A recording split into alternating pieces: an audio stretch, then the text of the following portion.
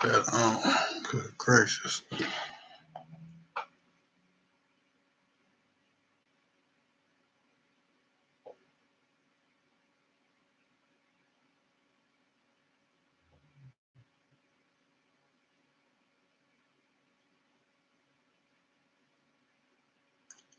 What's going on, Jasmine? How you doing?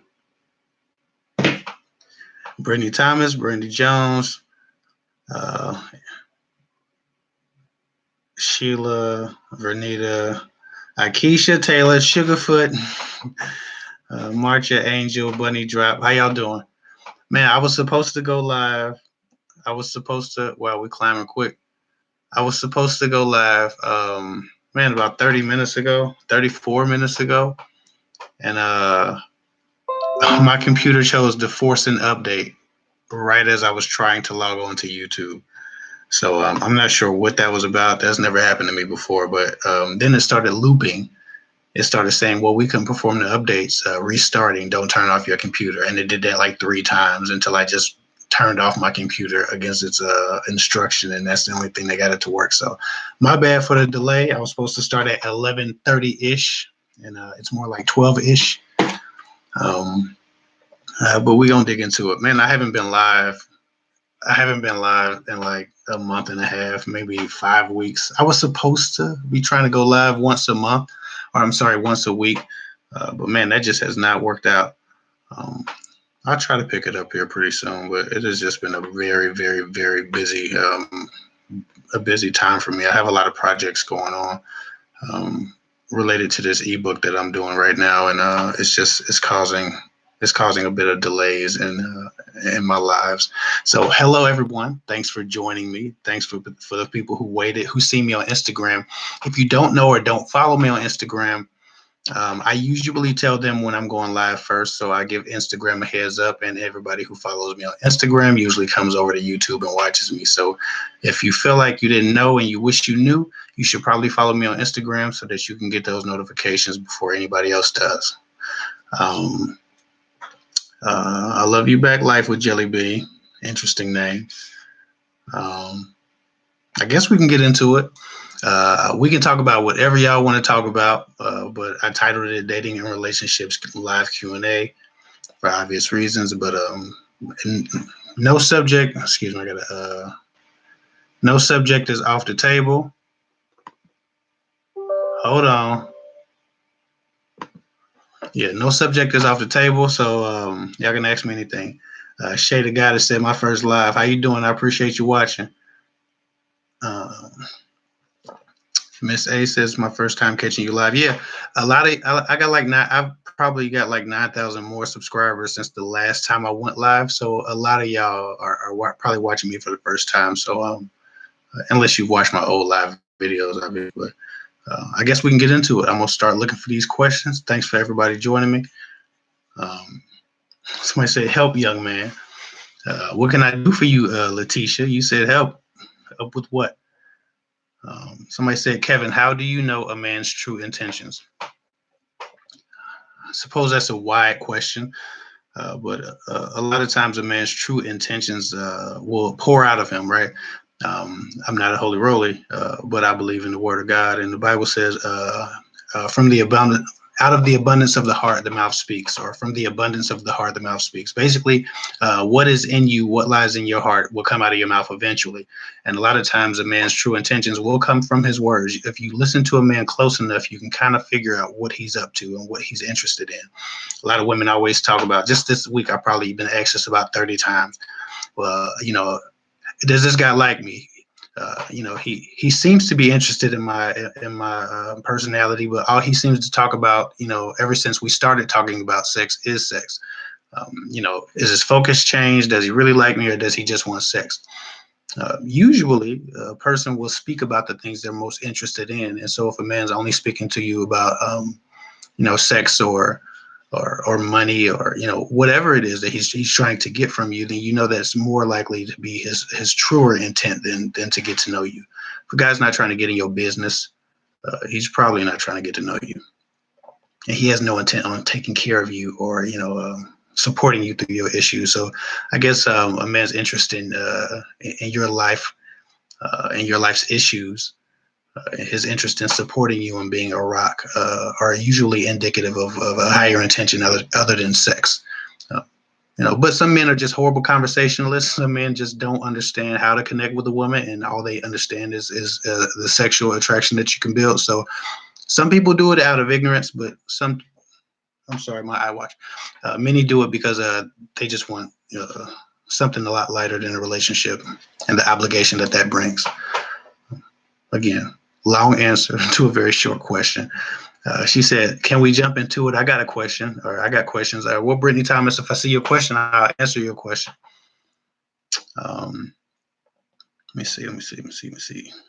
Can you scare a man away by setting your standards off the bat? Yeah and no. You can scare a man away by setting your standards off the bat if they're presented wrong. Sometimes it's not what you do, but how you do it, or what you say, but how you say it. I think a good amount of tact is always applicable to any hard conversation or necessary conversation you have while developing a relationship. So yes, you can scare a man off with how you deliver your "I have standards" speech, or how you present your standards, right? Some women aren't the best communicators, like many men. And so they say, well, I told him what I wanted and he ran off. He never called me back. Well, it's probably because you told him, he was an employee or a subordinate, or you didn't give him enough hope. You set the standards too high. He didn't feel like he could attain being whoever you presented to him in your fantasy of the relationship, that you might have had. So sometimes you can make it appear to be an unattainable goal.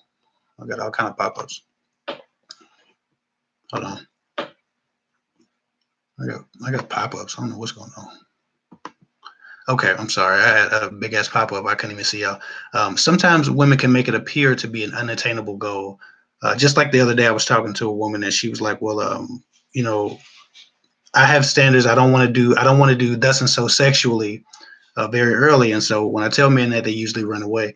And when she explained to me how that conversation usually goes, she didn't leave very much room for that person to imagine themselves being special enough for eventually connecting with her physically. And for men, that matters. So it wasn't that she had standards and she wasn't going to, sleep with a man before it was time. It was that she made it seem to be such a difficult task to reach that he lost hope. And again, he probably wanted it a bit worse than he should have wanted it, or not worse, but he probably was more focused on it than he should have been. So I'm not saying that she missed out on a good guy. He could have been a shitbag. I don't know. But I know the way she explained it to me, the way she presented it, didn't leave him much hope for the future, or much hope for attaining the level of trust that she explained that she needed. So those things matter. How you say a thing to a man, how you break that news to him, it really matters about your standards. You got to have some tact. You got to learn how to have difficult conversations. That's a book, Difficult Conversations, that some of y'all might want to learn how to employ some tactics like that, that you can find in any communication book about conflict resolution. It can really help in your relationships, in your budding relationships, in your courtships. So that's what I would suggest about that. Let me see. How are you, Linda Mitz, MTZ? I'm fine. I'm wonderful. I'm great. I'm blessed. I'm busy, very, very, very busy, but it's a good busy. It's been a really, really, really, really interesting evolution. Just being on YouTube and the things that have come with YouTube. So I'm actually very excited for this year, for what I can offer you guys, but also what that offers me and my family. So just stay tuned. Let me dig into some more questions. Somebody said, "That's okay. We're glad to see you." I'm glad to see y'all too. I didn't know if I was going to be able to go live because my computer just kept looping. It kept saying, "Oh, we can't." It kept saying it couldn't perform the outdates, and it kept restarting itself before I could do anything. Somebody said, "How's the baby and family doing?" Great, very good. The boys just went down a few hours ago, about 2 hours ago. No, about an hour ago. So that's usually when I hop on live, when I put my babies down. Let me see. Hey, Kevin, Sophia, what's going on? I'm catching you live. Didn't I talk to you? Oh, you using two different names. Oh, I forgot. What's up, Sophia? I remember you. I just talked to you on Instagram, didn't I? All right. Somebody said, where do we ask these questions? Right here? Yeah, you ask them right here, right in the chat box. I'm just reading the chat box. That's all I'm doing. Somebody said, ghoster keeps coming back. I know we're supposed to ignore them, but why do I feel like, why do I feel he's something for me when I know if he did? Why do I feel like, why do I feel something for me when I know if he did, he wouldn't go ghost? I don't know. You're gonna always have conflicting opinions about men. What happens is you want validation from a person, they refuse it. And in fact, they abandon you. Um, Even though you understand that that's disrespectful, that you should separate yourself from that idea, when they come back and give you the validation that you were looking for, it's always enough to make you double think. Are they going to do it again? Maybe I should stick around and find out. Maybe I should figure out what happened the first time. Maybe it was a good explanation for why he ghosted me, this, that, or the other. And it's usually just it has more to do with your validation needs from the person that you wanted it most from. But it doesn't mean they're deserving of your time just because you wanted to be validated for them. And never lie on your back or get on your knees for a man's validation, because a guy will ghost a woman and he'll do it repeatedly, tactfully, just so that when he comes into her life, he can actually get her to do a lot more of what he wants quicker, because she'll be looking for his validation and she'll do anything to get it. So don't be that girl. Somebody gave me a super chat and said, no, Eve said, no question. I just appreciate your advice. Well, I appreciate your super chat. I appreciate you watching. I appreciate y'all supporting. A lot of people always ask me, well, what can we do to support? What can we do to support? Can we donate? Can I do the Patreon? You can donate. You can go to Patreon, or you can just share my videos. That's as valuable to me as people, giving super chats, which I really appreciate. Thank you, by the way. But I mean, if you just share my videos, I really do this to help people, and I feel like a lot of the things that I say can be very beneficial for people to hear. And I would just hope that my message is being spread. So if you don't have $1 in your pocket and you want to help me, just share my videos if you think they're helpful. Somebody said technical difficulty. The devil is a liar. Yeah, he damn sure is a liar. But I'm here, like you said. Diamond, diamond, diamond, diamond. She said. I think I already answered that question. Kev, I'm seeing a guy that tells me he wants to see me and to be with me, but his actions don't show it. We used to date, and now I have reconnected. Um, you always have to follow a man's actions. You just have to, because even if he wants to be with you, even if he's telling you the truth, if the best he has under pressure is to neglect you, then you don't have anything to look forward to in a relationship. If the best he has in trying to reconnect with you and trying to reestablish a commitment with you is to disappoint you, then what do you have to look forward to in a relationship? If this is the best foot he has, if this is his best foot forward, and he's lacking zeal, what do you have to look forward to? So you still have to judge a man's actions. You always have to judge a man's actions. The only time you don't judge a man's actions is when he's somehow incapable of carrying out, his promises. But if he has no good reason for being lackadaisical in his efforts, or he's not dealing with a trauma or depression or some kind of mental instability, which are all different types of concerns. They're still concerns, but if he doesn't have a good reason for being lackadaisical or being lazy in his reconnection with you, I don't know what you're chasing, because you're getting the best you got right here. Somebody said, I've been binge watching your vids. Good energy to start 2019 with. I hope so. And I appreciate you watching, Kimberly. Good gracious, I keep getting these notifications. You can tell I don't open up my computer very much. I got notifications from like the last month popping up on the screen.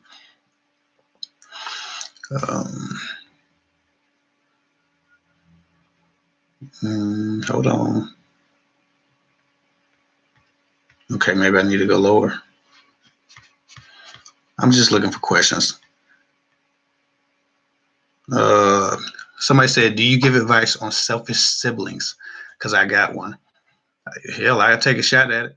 Yeah, sure. I can't relate to having selfish siblings. I'm the youngest of 4. And my big brother, I think the closest in age is 7 years older than me. And so I felt like I had like three dads growing up. All three of my big brothers were basically grown compared to me, and they weren't selfish at all. They were amazing. They took me everywhere they went. They made me feel like I was one of them. I never felt like I was abandoned or the little brother. I felt like an equal. So I can't really speak on selfish siblings, but I can speak on selfish people and selfish friends, selfish family members, and I give it a shot. Write me. I've spoken to you a couple of times, though, Meg. So I think you know how to get to me, definitely. Or you can just put your question in the comment section. I'm here. Let me see.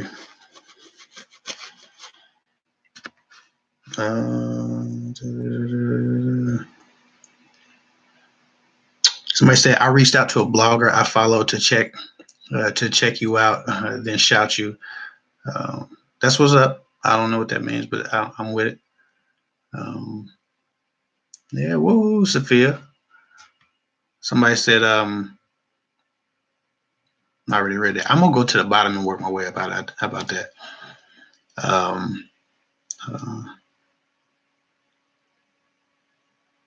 Somebody said, I really love your videos. I appreciate you. My boyfriend shows me he loves me, but hasn't ever said it.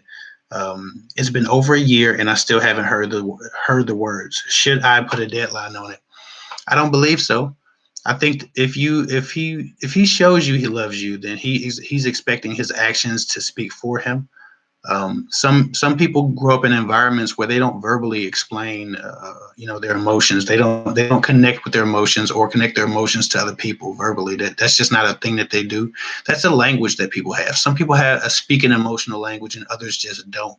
It's foreign to them. They don't understand it. They have to grow into it or evolve into it. If he's showing you he loves you with his actions, if everything he does indicates that he loves you, if you don't feel like he's cheating on you, you feel like he's committed, you feel like you're the only woman in his life, unfortunately, you might have to deal with just not hearing it like other girls hear it. Because I'm going to tell you something.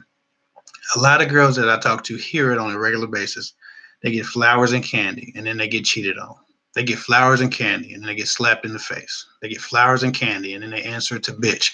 So if you got a good man and he's not the most lovey-dovey or most verbally affectionate, sometimes you got to take the good with the bad. Appreciate your man for what he is, and I'm sure you can have that conversation with him. You can get confirmation.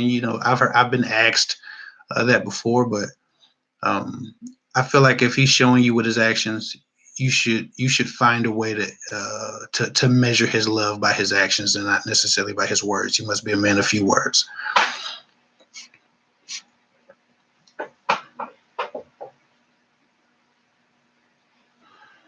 How to avoid getting taken for granted. I feel like my boyfriend is losing interest, and it takes forever to text me back now. I don't know if you can avoid someone taking you for granted. That's indicative of their level of maturity, their level of appreciation, their level of awareness. Right? You can't be aware for someone. You can't be conscious for a person. While you can improve yourself, you can improve a person. Like they have to decide that there are things that they need to do to be their best. And being appreciative of what they have is just one of those things. There are people that you work with at your jobs that don't appreciate their job. And you met people that don't have a job and would do anything in the world just to have your shitty job, right? And there are people who take them for granted. There are people who go home to supermodels and take them for granted, go home to millionaires and take them for granted. Decent people too, not just, a guy with money who has nothing else to offer. People go home to amazing people every day. What's up, Stafferlessness? Say what's up, King, dropping by to show you some support. But people go home to amazing people every day, and somehow or another they take them for granted. That's not a thing that you should burden yourself with. Just keep being your best. If he takes you for granted, then it's indicative of where he is in his mind and his appreciation levels. I think it's a good thing to start every day with gratitude, no matter who you are, where you are. Every time I've done it, I felt better about myself. Every time I've done it, I've been better in my relationships. I've been a better father. I've just been a better person totally when I start my day with gratitude, and I'm more grateful and more thankful for what I have. People should make an active make an active attempt to always give thanks before they start their day and as they end their day. It really puts you in a better position during the day. and it helps you mitigate the stresses and the minutia stresses that you'll encounter during the day. And effortlessness, we still gonna do our live together. If people don't know, Stepherless is or Stephanie. I'm gonna call you just Stephanie. So we're gonna do it. Stephanie is a spoken word poet. She's also a braid specialist and a loctician. And if you want to go to her Instagram page, I think I gave her a shout out on my single mother. I don't know. It was like 2 videos ago, or maybe the video before last. I gave her a shout out. I put all her information in the description box. Y'all should go check her out. I think she's Stepherless on Instagram at Stepherless. Really, really powerful poetry and spoken word. Somebody said, I want to start dating again, but I'm really not media savvy. But I do know, but I know is that the way of the world these days. But I know this is the, okay, I'm sorry. But I know this is the way of the world these days. What was your suggestion? What are your suggestions on where to begin? Man, people who aren't media savvy are usually on Facebook, to be honest. That's where all the non-media savvy people are going. I think Tinder's pretty easy to figure out. So Tinder's a thing. It's a lot of play. It's a lot of social media. As long as you can learn how to work the controls on social media, it doesn't matter if you're media savvy. I think that you can handicap yourself, assuming that you can't understand a thing because you haven't experienced it. If my mom can get on Facebook and dating apps, you can get on Facebook and dating apps. You're not media savvy because you probably haven't experienced it. It's not because you can't be savvy. So just approach it with a different attitude, an I can attitude instead of I have an attitude. That probably sounds very cliche, but it's the best you can do for yourself is to believe that you can learn that crap, because it is the way of the world these days, and it's what you kind of have to do to connect with people if you don't want to go out to an actual club anymore. Meet men at the mall. Let me see. If a guy shows attention but then ghosts, what should a woman do? Matches enthusiasm. If a man ghosts you, you don't chase him down. You ain't a ghost catcher. You're not the Ghostbusters. You leave him alone. Let him do his thing. And if he comes back, and don't give him the same leverage that you gave him before. Expect nothing but what you've seen from a man. So if he's ghosted you, understand that he still has a propensity to do the same thing again. If you haven't seen my ghosting video, you should watch it. But basically, F them, man. If a person ghosts you after getting to know you, it's different from if they ghost you after, like, you talked to you a couple times on the phone, really didn't get to know you, really didn't get to figure out what you were about, and then they just kind of disappeared. Cool, they lost interest. They didn't owe you nothing. You didn't owe them nothing. It was just courtship. But if a person actually takes time to get to know you and you feel like you're working on a relationship and you feel like you're courting each other, and that's what the assumption is, and that's kind of what the agreement has been, and then they ghost you, and they don't tell you why they just cut you off and y'all were working on something, then that's when you just say F them. Don't let them come back, because they have the propensity to abandon you again. It's just not a good thing, because you can put yourself in a position where you're taking emotional abuse, and you're taking damage to your self-esteem just because you're hoping someone validates you when they really don't have any intentions to. So if y'all were working on something and you felt like a relationship was brewing and they ghosted you, leave them alone. Let them do that shit to somebody else.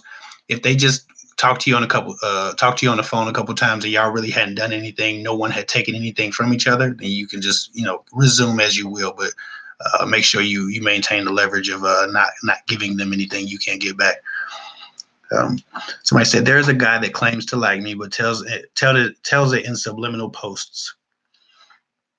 Said, but his texts are dry. It's like he will do stuff that makes me inquire about him, but he remains dry. Is he playing? No, he's probably just boring. He's boring. He's probably simple, and if not, he's a deep thinker that doesn't have a great grasp of verbalizing whatever his deep thoughts are. But boring is a thing. Some people are just boring. Sometimes guys aren't trying to finesse you or strategize their way into your pants. Sometimes they're just not good communicators. Sometimes they're just boring people.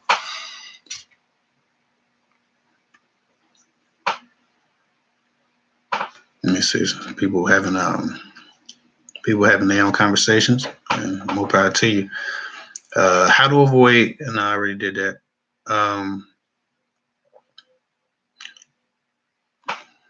Oh, thank you for the super chat. Inez Johnson, how you doing? Thank you for the super chat.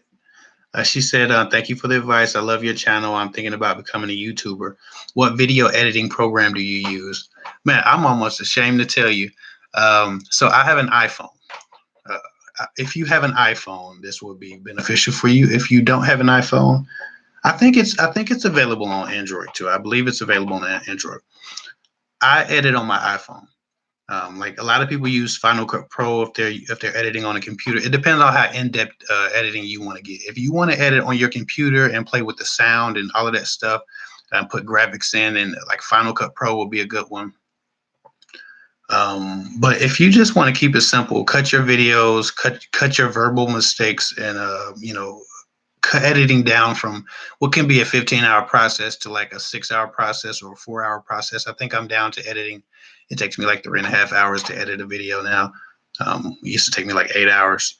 But I use a video editing software app called Videorama on my phone, and I edit on my iPhone. And so I edit in iMovie because that comes on my iPhone, and then I add graphics and all the text and the pictures and stuff that you guys see in my videos on the side. I add that with Videorama. So I do two editing softwares, iMovie and Videorama.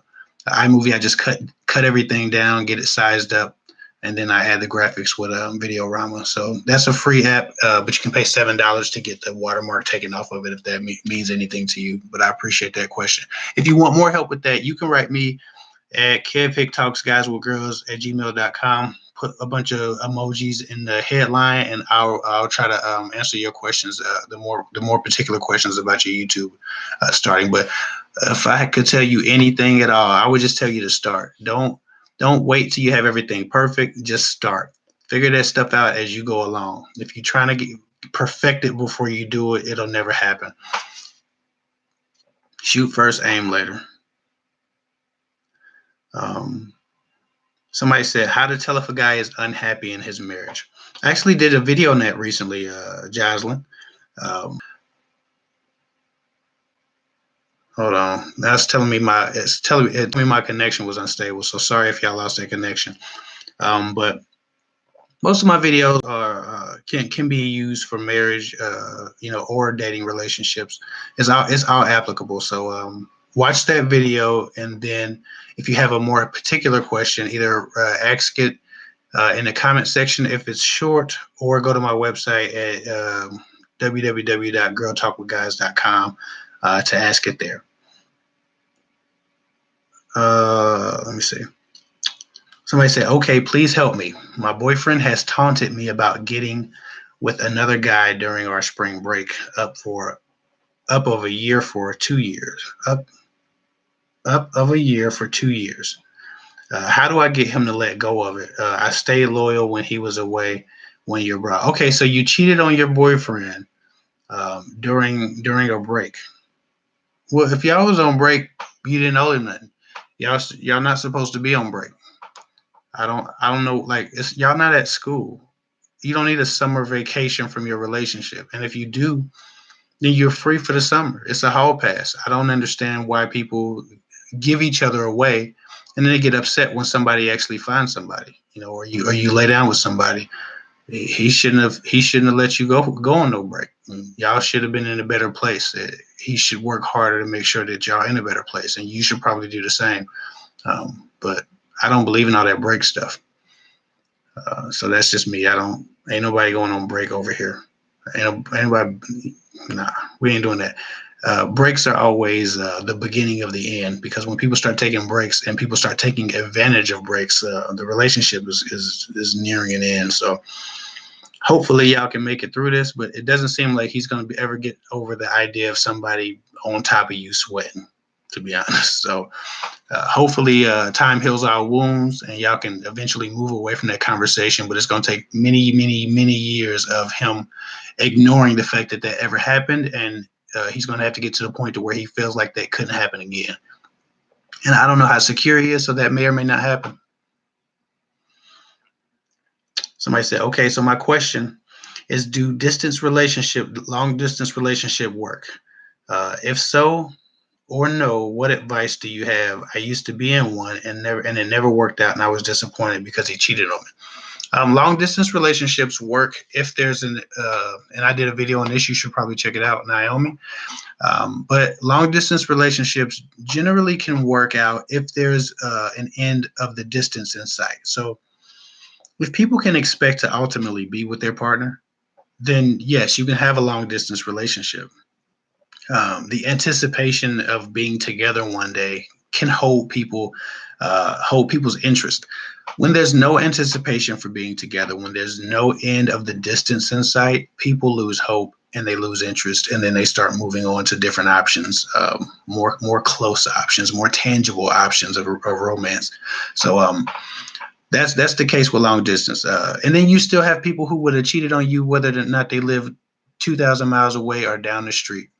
It's people that live next door to their spouse in the same apartment building, and he's walking past the apartment and banging a neighbor right next to the girlfriend. Like, some people are just cheaters. So, that's to be taken into consideration as well. But the biggest thing with long distance relationship is it has to be hope that one day that there will be no distance, and that's what holds people together, is that hope. When there's no hope, the relationship perishes because people just get bored. It's only so many conversations you can have when you're not building experiences with each other. Most of a good relationship is people talking. They're talking about their experiences together. They're talking about TV shows they watch together, movies they watch together, places they've been together, things they've done together, people they hate together, right? When you don't have when you have a completely separate life, ultimately it's just like, how was your day? Well, this is what happened in my day. Well, I don't know those people. They're not in my life. What happened in your day? And the same.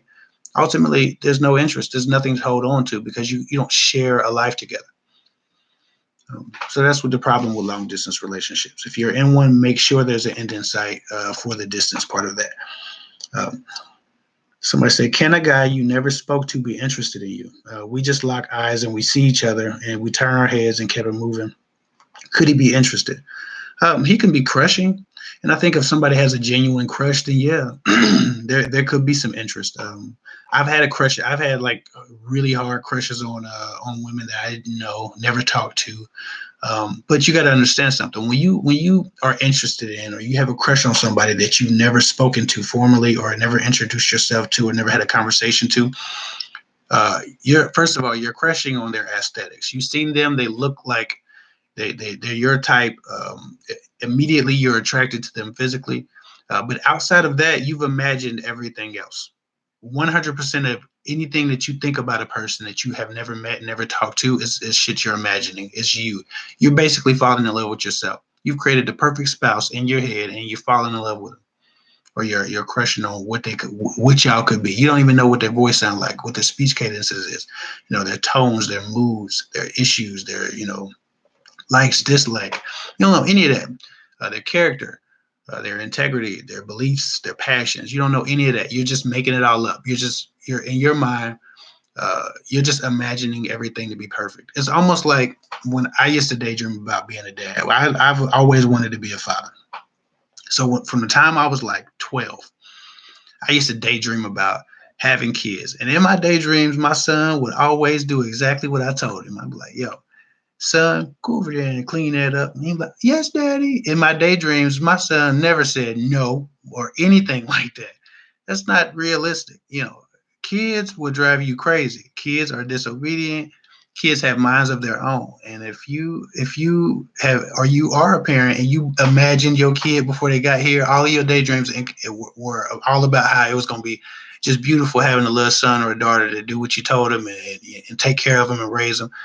But man, kids will drive you crazy. And that's the same thing with relationships. When you imagine somebody that you've never met before, you always imagine them in the best light possible. You never imagine the things that they're going to do to you, to hurt you, to harm you, to scar you emotionally, or the things that they're going to do to irritate you, to piss you off, or they're going to be picking their feet in the living room, or they're going to be digging in their nose, or they're going to be driving the gas out of your car and pissing you off and not putting gas in it, or they're going to be not washing the dishes like I a lot of times don't.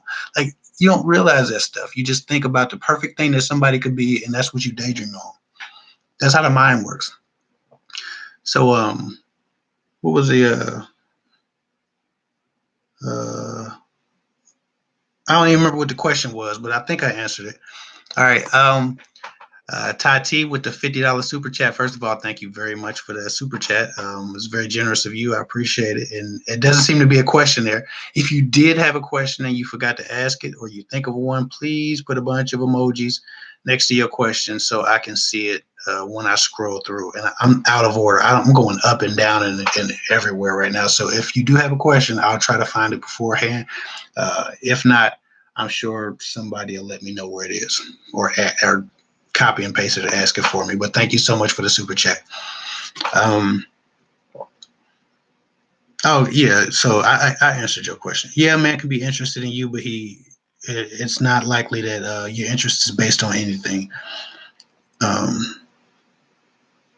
Somebody, Jasmine said, I guess she, in response to me telling the people to share my video, she said, so you can get more followers, you need more. I think I need more followers, but I'm okay with it. I'm okay with where I'm at now. I think I got like 9,000 followers last month, and I'm very appreciative of that. I remember when I was so happy to get 100 followers in a month when I first started. Like in my first month, I had like 30 followers. Man, I was so geeked up, and I think by like 40 days, I had 100 followers, and I was just like, man, I got 100. Those are real people. Like I never forget that these are real people watching me. So, Jasmine, that's a great point. I agree with you. I need more followers, but I never forget that these are real people watching me. Right? I don't know, 89,000 subscribers, 88 something. Like those are real people. That's a couple stadiums, right, of people watching me and soaking up stuff from me. I have 6.2, 6.3 million views. Those are real people watching my videos. And so I never take for granted. We talking about taking things for granted. I never take for granted that people have given me their time and their energy and their ears, right? These are real people. I don't look at people like they're numbers. I care about everybody I encounter. Unfortunately, it's so many people at this point that I can't even talk to everybody. Like my Instagram DM always has like 50 attempted messages, not even read, not even like they've just attempted. And I try to go through it every so often and try to knock a bunch of people out, but it's just not enough of me to go around. The people who really want to get in touch with me when it's really important, they know they can get in touch with me by going through my website. It's not enough of me to go around and answer every single question for free. So the people who really need the help and don't mind paying for the help, and you can go to my website and you can either talk to me on the phone or you can schedule an email, and we can do that. And that's the way to guarantee a response. I try to do a lot of free emails. I try to give back, obviously, but I can't answer the hundreds that I get every month. So is a drop in a bucket compared to so many people who probably haven't gotten a response, and I apologize for that, but it's just one me. But if you really need something answered, you know how to do it. You can go to www.girltalkwithguys.com and you can purchase an email advice, or you can schedule a phone consultation, and those last an hour. So if you need me, you know how to get to me. And if you don't do it that way, then you don't need it that bad. Let me see. I'm just looking for another question. Somebody said, I thought you saw my question. Didn't see it, most likely, but I'm going to look at it if I find it on here. Somebody says, God's going to be blessing you so much this year. Your wisdom is so much needed out here, where there's such a lack of people, such a lack of thereof, and you are not ashamed of the gospel of Jesus Christ. I'm praying for your prosperity. I appreciate that. I appreciate it. I really do. And no, I'm not ashamed of my faith. I'm just not what I said. I don't call myself a holy roly. I'm not the guy in church. I say what I do. I say what I like to say. I do what I like to do, which is nothing. I'm married. I ain't doing a whole lot of nothing. I don't smoke. I don't drink. I'm obviously not fornicating. So it's pretty easy to be, holy enough, I suppose. Somebody said, thank you for your videos. You're like a big brother I never had. You're always thorough and real. You're the very definition of fabulous. I mean this. I do have a question. Well, Caribbean Mermaid, if I get to see your question, I will definitely answer your question. And thank you for the kind words. Somebody said, hi, I have a question. How do you change from sexual talk to regular talk, just so the guy takes you more serious? By the way, it started off as regular talk. So you need to Aquarian. 231990. You need to be stern and assertive with these people. Like, what guys do is they test the limits. They test your boundaries sexually, through conversation and through touch in person. So if you're in person, a guy who attempts to fondle you or runs his hand too low down on your back, he's testing your boundaries. On the phone, guys test your boundaries by speaking inappropriately. They slip something in there, and then you don't say nothing. You don't pay attention to it. They slip something else in there, and you're aware of it, but you don't know what to do about it because you don't want to seem too stuck up or prissy. And they keep slipping stuff in there until the whole conversation, every time they talk to you, is about sex. Um, you just got to correct people. Listen, I know you like to talk about that stuff, but I'd rather talk about that stuff with my man, and we're not there yet. Not saying you can't be that one day, but at the moment, I just like to take things slow. You understand? There's a way to talk to a person and be assertive without coming off, nasty. But you have to set those boundaries, because what happens is a guy will stop growing with you because he gets distracted. A horny man is the dumbest creature on earth. Actually, horny any male. Hell, animals fight to the death when they're horny. So you can't. Sometimes when guys get too caught up in this sexual talk, you have to reel them back to the reality, which is, first of all, you haven't earned this privilege to be on the phone with me talking to me like this. We're not there yet. Second of all, there are other things that we need to learn about each other first, and you need to make that apparent. You need to make it clear, because if you don't make that crystal clear for people, then they will stop growing with you intellectually. They will stop growing with you spiritually, and they will seek to figure out how to conquer you when they would have tried to grow with you. They would have gotten to know you. They would have talked about your problems and your upbringing, but now they're horny, so all they want to talk about is how they smack it, flip it, or rub it down, or whatever. You just got to set the boundaries quick, and if it gets on your nerves, you have to reel them in. I know. One of my clients is very good at reeling men back in when they get out of line, because she has no fear, right? And you can't fear scaring a man away with your truth. Don't be intimidated by the fact that he might say, "Well, she don't want to talk about sex. I need to go somewhere else." And because if he's that dedicated to the conversation of sex, and he's not as dedicated to the conversation of figuring out what your background is, then he probably didn't have a lot to offer you anyway. You can go get some. You can go get some pipe anywhere. You can listen. You a woman.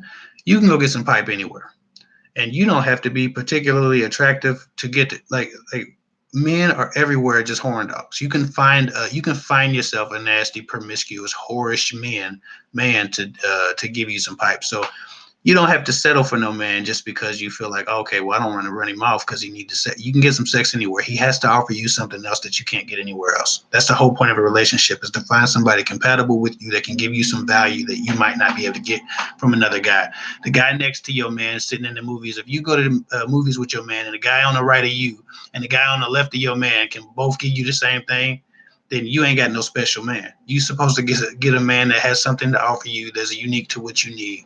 And everybody needs sex, or everybody wants sex for the most part. They require it unless they're asexual.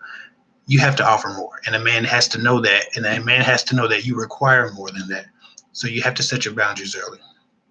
Again, very long answer to a short, simple question, but that's how I move. That's why I edit my videos. That's why y'all see me cutting them, because I be rambling. Somebody said, Jasmine said, Kev, you are my brother in my head, and I appreciate you. I appreciate you. A lot of guys, I be getting, well, not a lot, like, and I get none in person. Nobody challenged me. Nobody ever challenges me in person, but online, like, every once in a while, I get a guy like, why are you helping them? Let them do their thing. Let them get used, or whatever. But I feel like a brother. I feel like, to some degree, like a father energy. Some people need guidance, and some people need protection, and other people just need somebody to agree with them, right? I want to be all of those things for whoever needs it. And I've been that successfully in real life with my friendships with women in real life. I'm not friend zoned in all of my relationships, but the women that I've experienced in a friendly capacity, I've always been one of those things to them, and I like to be that to everyone else around me. So I take a lot of pride in people seeing me as a big brother, or even a father energy or uncle energy, or it depends on the age of the person watching, I suppose. What some people see me as a little brother. So, but whatever. I love the family atmosphere. I'm trying to develop a family atmosphere with this channel. So far, I think we've been able to do that. Most of the comments in my comment section are people supporting each other, people loving each other, people protecting each other, people giving each other advice. So I appreciate the fact that I've somehow or another attracted a wise audience, an audience of people who take personal responsibility seriously, and understand that I'm not trying to be malicious when I put the truth out there. I'm just, people need to hear the truth. I don't think that we should sugarcoat everything. I think we can tactfully say a thing that needs to be said that might not be pleasant to hear. And so that's what I try to do, but I try to do it with a brother's love. So I appreciate you for recognizing that energy in me. Somebody said, "Do you got a bro?" Sarah K. Yep, I'm the youngest of three. I'm sorry, I'm the youngest of four. Yeah, I definitely have some big brothers, and they were amazing big brothers, and I love them to death. My big brothers were solid, man. Let me see. Somebody said, if you're in a relationship, should a guy tell you he doesn't have to let you know what he's doing or answer your question when he goes MIA? Let me read that again for people who didn't realize. Somebody said, DH2 Sassy says, if you're in a relationship, should a guy tell you he doesn't have to let you know what he's doing or answer your question when he goes MIA? No. To answer your question, no. Hell no. Listen, two people together need to answer to each other. That's mutual respect. If you can't respect a relationship, you can't tell me you respect a woman or the relationship if you don't respect her need to know things, or her need for comfort or assurance that you're either okay or not doing something inappropriate. I think that it's disrespectful to a woman to obligate her to live in the dark about your habits outside of when you're not in her face. And I also think when you're looking at the signs of a guy as sexist, I get called sexist so often because I'm a man telling women what to do, whatever. But a real sexist thinks that men are somehow above women, so far above them that they don't have to answer to them in any capacity, even if that's the woman in their life. That's supposed to be the love of their life. And I think that you're dealing with yourself a chauvinist and a sexist. If he don't believe a man needs to answer to a woman, he might be a bit too old school for you. I think it's tragic, and I think it's a bit despicable that a man can carry himself in such a way that he doesn't want to give his woman the comfort of knowing what he's doing. And I'm not talking about all the time and keeping tabs and doing a play-by-play, but damn, you should be able to answer a question. And if you can't answer a question, it's because you was doing something you weren't supposed to be doing. I don't know a man. I have never met a man who believes this way who also wasn't cheating. So let me repeat that. I don't know a man. I have never met a man who believes that way who also wasn't cheating. I've never met a man that was just so masculine he didn't believe a man should answer to a woman and also was treating his woman right. The only men I've ever known like that, and I've known numerous, the only men I've ever known like that were treating a woman like dog shit. So, and they were doing a lot of dog shit behind their women's backs and not answering questions, right? And she gets groomed into being the recipient of this type of behavior, and years go by, and she's getting talked down to, and he's cheating, and he's doing this, and so don't be that girl. Don't be that girl. If your man can't answer questions, then you need to get you another man who can answer some damn questions, or can call and check in and let you know when he's gonna be home or if he's safe. That's not a lot to ask. That's basic decency. So DH2 Sassy, you need yourself another man. And don't tell him I said it. Man, a lot of y'all be into these gang members and killers from prison. Listen, I don't need that type of static. So don't do shit to your man and they be like, yeah, Kev Hick told me. Look, Kev Hick, I ain't never met you. Kev Hick didn't tell you nothing. Kev Hick is gonna protect his family and his body by any means necessary. I'm gonna make it home to my babies. So I'm with all of that. If somebody got some problems, but I would much rather just avoid that, and y'all keep that stuff to yourself, man. Don't be pillow talking on Kev Hick. I don't know what type of guys y'all be into. Somebody said 8 months, 8 months in LDR, and 8 months of a long distance relationship. He's falling back in pursuit, and he says everything, but says everything with us. He's falling back in his pursuit, but says everything with us. Less text, less calls, less replies. I matched his efforts, and we didn't talk as a result for 3 days. When I texted, and he called. Then I texted, and he called. I suppose you need to have a difficult conversation, and this is Alicia Horner. I suppose you should have a difficult conversation about what the adequate amount of communication is with this person. It looks like you've probably already had that because you said he says everything is. I presume you would have said okay with us. Um, Again, the long distance relationship is hard. And if you don't see an end in sight of the distance, then it might be very difficult to keep the same amount of interest that you had when you first started. And there was a lot of zeal and excitement around what you could be.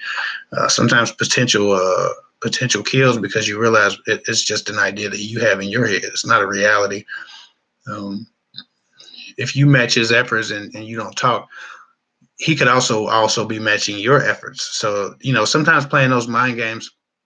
When I say match a man's efforts, I'm not insinuating you play a mind game. I'm insinuating you give him, the only energy that you got him, but usually you got from him. But usually that I'm speaking to people who are courting. So if a man's courting you, he's supposed to be pursuing you. If you match his efforts, y'all should still be talking. If not, he don't like you enough to be with you. But if this is your man and y'all been in a relationship for 8 months, y'all supposed to have more open lines of communication. So maybe you guys need to practice saying what you feel a bit more and being more open about what you say. And maybe just on his end, it sounds like you probably probed a little bit into this. But maybe he's not saying something, and I'm not sure how you get him to say it because I don't know what he's not saying. But it doesn't look like you're going to be able to keep each other's interest if you're not calling and texting with purpose and passion. If you're not doing it because you want to, but because you're obligated, things are looking down. You should never be calling somebody or texting them out of obligation. In a long distance relationship, you should actually miss each other. That's the only hope for you having a solid long distance relationship. Somebody said, thanks for answering about ghosting. Ignore my other similar question. I was just trying to get through. No problem, Bunny Drop. Bunny Drop. Somebody said, thank you for the advice. I wish I had a brother like you growing up. I think I would have made a good big brother, but I was a little brother. So somebody said, may your business prosper, Kevin. Man, I appreciate that, Natasha. Thank you. Waiting until I am married for sexual relations. When is the best time to express this? I think the best time to express you're waiting for marriage for sex, it will probably be, I don't know. It depends. If a guy asks you, don't lie about it. But I wouldn't volunteer that information if it's not in context until like the third date. You have to give a man enough to judge whether or not you're worth the time, effort, and weight and energy, right? So I'm not telling you withhold it. I'm just saying if it doesn't come up in conversation, let it go until you've spent some time around a brother. Not a lot of time, but like I said, probably about the third date. So you've felt each other out. He understands what he would be missing. He understands what he's in pursuit of. A lot of times people, I don't know what the hell just happened to my voice.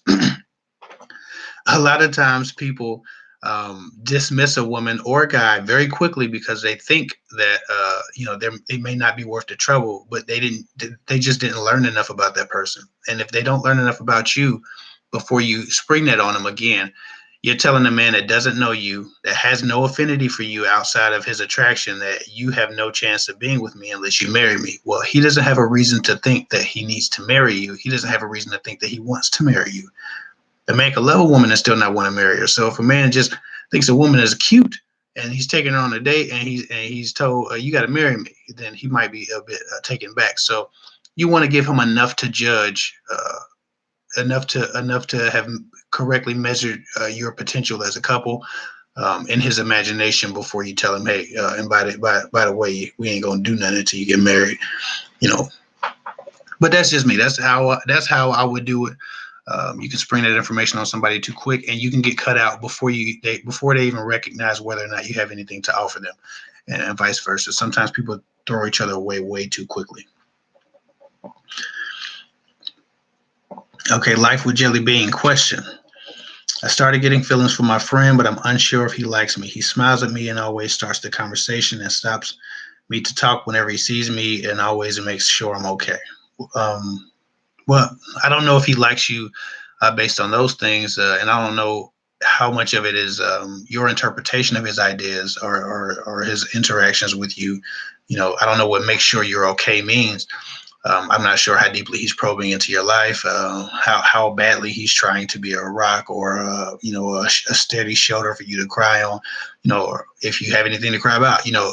There's a lot missing there. But I did do I've done numerous how to tell if a guy likes you videos because that's the most popular topic. It still is. It is what it is. I have to do one of those every couple of months to keep people happy.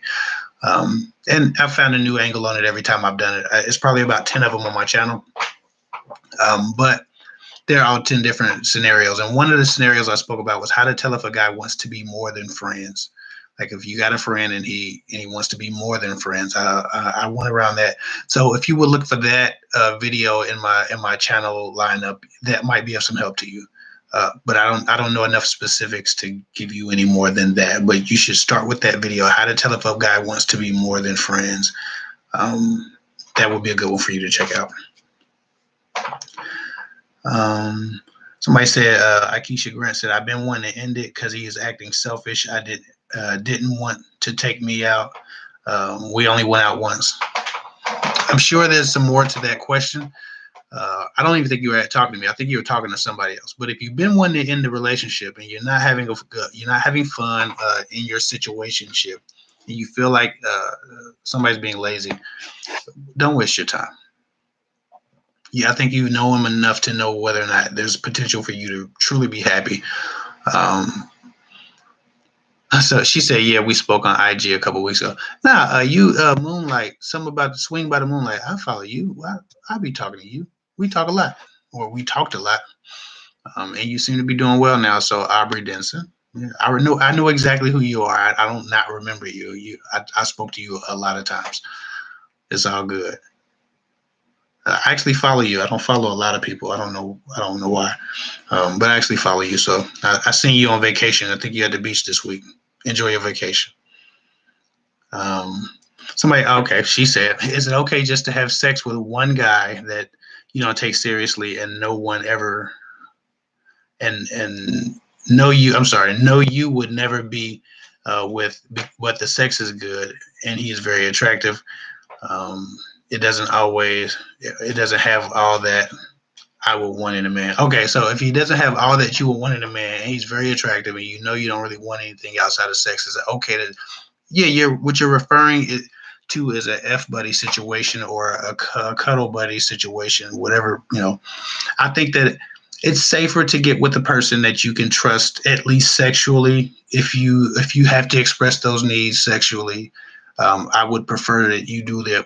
You do that with one person, then rack up a bunch of bodies with a bunch of random men that you don't know. You don't know their AIDS status. You don't know their HIV status. You don't know their herpes status. You don't know anything about these people, right? So it's always safer to get a quote unquote maintenance man if you have to express your sexual needs physically with a man and you don't know how to pleasure yourself. Just get with one guy and y'all agree that that's what y'all doing. But don't go to the club and just rack up a bunch of men and rack up a bunch of sexual experience because you don't know what kind of danger you're putting yourself in. And I talk to women all the time on calls and through email that we're experiencing, men differently just because they were trying to have sexual lives without a relationship, and they get STDs, they get herpes, they get HIV. Things happen to these women that they can't take back, and then they try to figure out how to pick up the pieces to their lives. So if it's at all possible, make sure you can get with somebody that knows their status and, do the maintenance man thing until you can find somebody worthwhile. Because AIDS is real, HIV is real, herpes is real. It's a plethora of other diseases that are real. The hepatitis variations are very real. You do not want to be out here playing around with these guys just because you're trying to have a good time, right?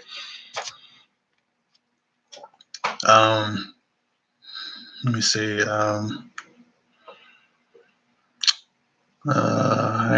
Somebody said, hey, I'm dating a guy. Uh, I'm dating a guy. We've been on 8 dates. I know he wants me sexually, but he turns me off sexually often. But he is an awesome guy. So for some reason or another, I don't know if you're saying this gentleman turns you off in general, or he, in the act of trying to turn you on, he gets awkward and turns you off. Um, and I don't know if you've been with him sexually, or you are thinking about exploring him sexually, but he just keeps being awkward or weird and turning you off. I guess the answer to that question, or the answer, my perspective to that question, depends on the exact scenario. Hypothetically speaking, if he's just awkward and you haven't been with him sexually, um, and you don't know what he's like sexually, if he's a good guy and you're willing to uh, move forward with him, he could surprise you. I've heard women say that a lot. A lot. Women always be talking about how they not attracted to some guy sexually. He ain't they type, but he a nice guy. But they end up trying to throw him some just because they get bored. They, obviously they got their own needs, and he's the quickest person to them, or he's the closest person to them. So they end up doing it thinking, I just try my hardest to enjoy this. And the guy ends up blowing them away, or, he ends up, surprising them. Um, Again, I personally think that these relationships should be much more established before you start introducing sex. But hey, I'm not knocking people who have a more liberal sexual mind state. More sexually free and progressive. Sex progressive is what I call them. But at the same time, you just never know what type of game a man is bringing just because you feel turned off by him. Sometimes what you're imagining about a man is turning you off, not what he's actually done. And so a lot of women are pleasantly surprised by men they were turned off by, and then they become crazy about those guys. So you just got to watch out, and check yourself. What is causing you to feel the way you feel? Sometimes you need to be a bit introspective, because a lot of times you'll get in your own way and avoid a good guy for no reason. Um, Somebody said, I'm kind of slutty, right? I just really like good sex. But now I want a relationship, and I'm afraid that my hunger is going to make me miss Mr. Right. Help. Well, it's probably, I'm going to be honest, it probably is. I don't think that you can, um, I don't think that you can, you're not going to F your way to Mr. Right. I just don't think that that's how that works. I think that because if you're that sex progressive, you'll probably have sex and move on before you given the Mr. Right enough time to establish his value to you. The problem with sex progressive person, man or woman, usually is that they're very dismissive of people's potential outside of sex. So uh, they don't normally stick around or pay enough attention for long enough to measure whether or not a person has anything more deep and more substantive to offer. So that will be my thing, is that yes, you could, your hunger is probably definitely going to make you miss Mr. Right, and you need to learn how to pleasure yourself and stop jumping in bed with all these men. And then when you do find Mr. Right, if he is anything like a lot of men that have a lot of pride, he's not going to want to find out that um, you know you've been with dozens of men, or however many men you've been with. I think that you should really slow down, because your hunger is going to have you out here with AIDS or hepatitis or damn, I don't know what the hell women get, but it's a lot out there. So you need to be way more careful than just liking good sex. That's a very reckless lifestyle to live. At least like good sex with people who know their status. Uh, just do better. It's not because of the sex. It's because usually if you're racking up bodies chasing good sex, then you're not vetting people health wise. Um, that's just a problem. Uh, I don't understand why anybody could. I could never do that. You don't put yourself at risk out here. People out here are dying from AIDS and all type of stuff. And I don't know. That's how I think about it. But if you live in life on the wild side, and you like to you a thrill seeker, do your thing. I'm not knocking it. I don't judge it, but I don't understand the risk versus the reward. I think that women should learn how to pleasure themselves. Like men be jacking off all the time. and they don't think nothing of it. A woman act like she has to jump on a man to get her rocks off, and I think women need to get more in touch with their feminine side and do their own thing and learn how to keep themselves safe as they look for a man instead of just finding a man to do them. But hey, more power to you. No disrespect. Aubrey Denson, Swing by the Moonlight. Yep, that's me, Swing by the Moonlight. We both took a full STD test. Pleasuring yourself can only go but so far. Absolutely. It can only go but so far. But in the young lady's case, she might be going too far to, the other way. She said, I was scared that you were going to yell at me. Dating in NYC is just too hard. I need a break. Yes, but also dating NYC. NYC has an elevated HIV rate among a lot of down low men in NYC. I have a couple. I have a couple of gentlemen I've spoken to in the NYC. Guys follow me, and sometimes they gay guys, sometimes they straight guys. But now I've talked to some guys on the phone, and I've been picking up guy clients recently. And apparently, people are out here with HIV kind of hard in NYC. So I'm glad that you took a full STD test and you're going about it very safely. That's the best thing you can do. Y'all can enjoy yourselves. If y'all trust each other and y'all not going too far away from each other, y'all just doing that and then trying to find love outside of each other, and that's beautiful because it's safe. And all I care about is people's emotional safety and people's physical safety and their health. That's what I care about. I don't care about trying to be the moral authority. I don't care about, trying to, I guess I do in a way, but my morals are my morals. So that's what I'm sharing. But I don't care if you don't share my morals. But I do care if people are being safe. And some women need to protect themselves emotionally. Others need to protect themselves more physically. But I want everybody to protect themselves and prosper in a way that they don't have to overcome later. Sometimes people do so much shit that they have to overcome because they made so many bad decisions in their youth. There's a way to mitigate the damage by just being safe now.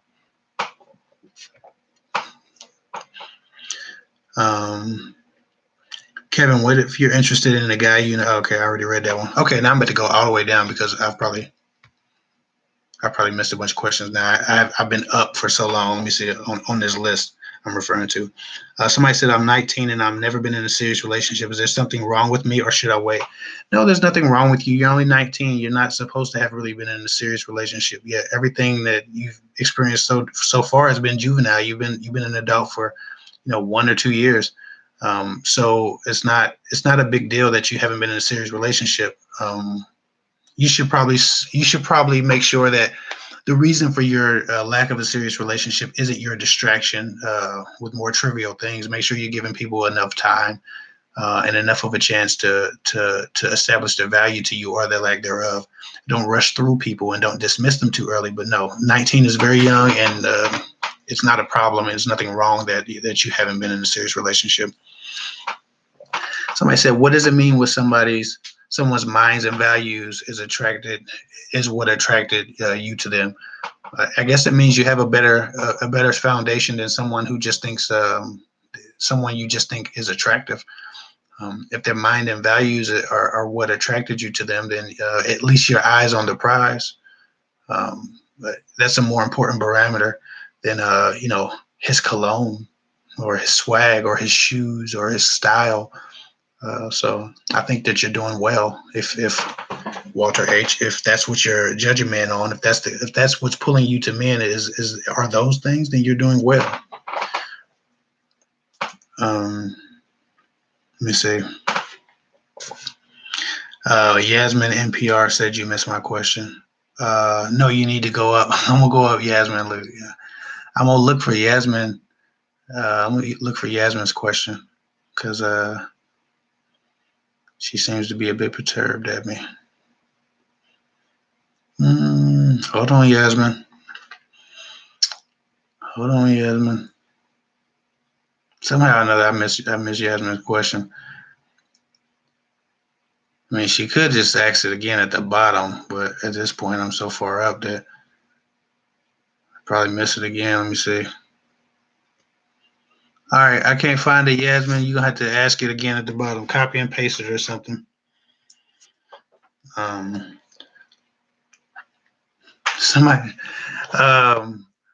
Shalonda said, I wonder how many men are practicing celibacy before marriage.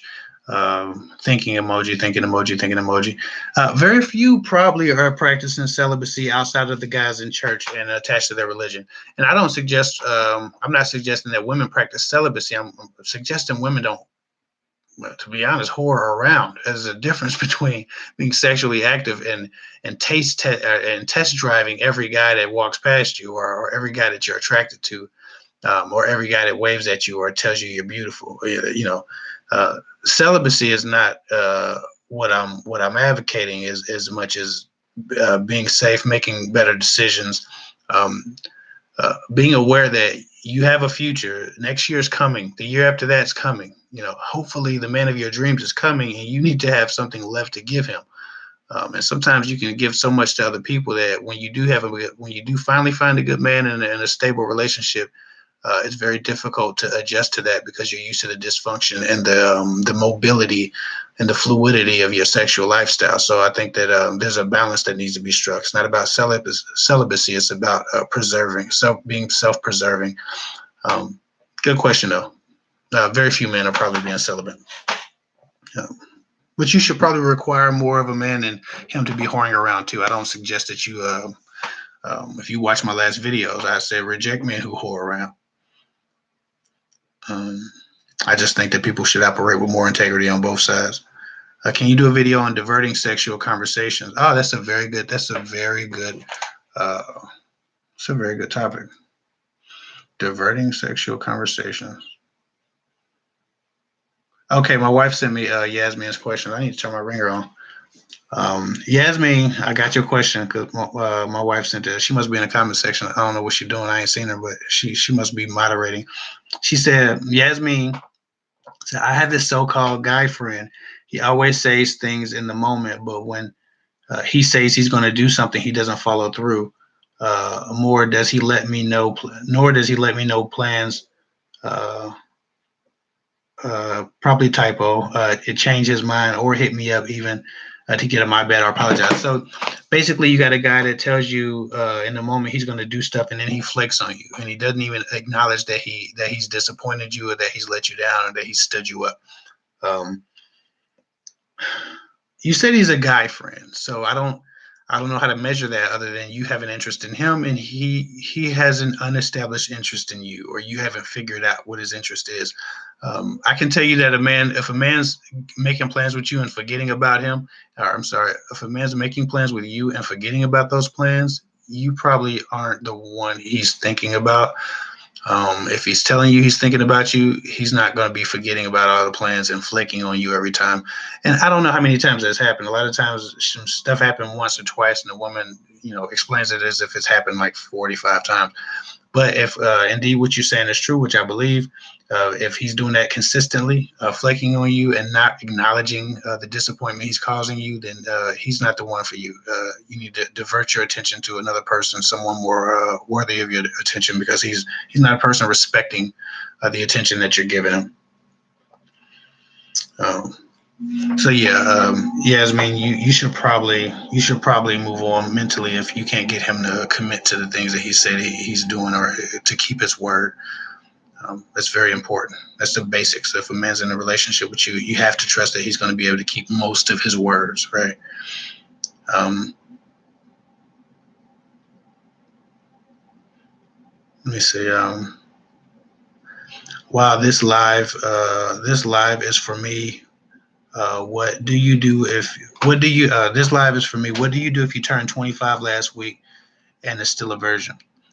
I talked to 38-year-old virgins. I talked to 45-year-old virgins. Like, I talked to a 32-year-old virgin. I might have been just last week. Like, you got time. And sex isn't the only thing that you need to be chasing. At 25, if you're chasing a meaningful relationship, worry less about the sex. The problem is this. Older virgins usually think that their virginity is the thing that's causing them to not have a man. But I can tell you, there are a lot of loose women. No offense to the loose women, shout out loose women, but there are a lot of loose women who are extremely sexually active, extremely sexually active. And like you said, one of the women in the comment section says she likes good sex. She has a lot of sex, and now she's looking for a serious relationship. She's a bit worried. Your virginity is not what's causing you to be single. You're single because you haven't found the match for you. This is all about matchmaking, right? It's a game of matchmaking. How Brandy Jones, uh, hey, pretty girl, give me Brandy Jones' question. She said she copy and pasted her question twice, and I probably missed it twice. So if you can give me Brandy Jones' question, I would appreciate it. If you can text me that. I'm talking to my wife. Um, what was I saying? But yeah, a lot of women think that their virginity is the reason that they're still single. But I can tell you that there are a lot of women who are very, very sexually liberated who are still single, who are 30 or 40, who've always been single, who've had a lot of sex with a lot of men, who've been chasing a relationship for many years, even decades, and still haven't found the man for them, because it's about matchmaking.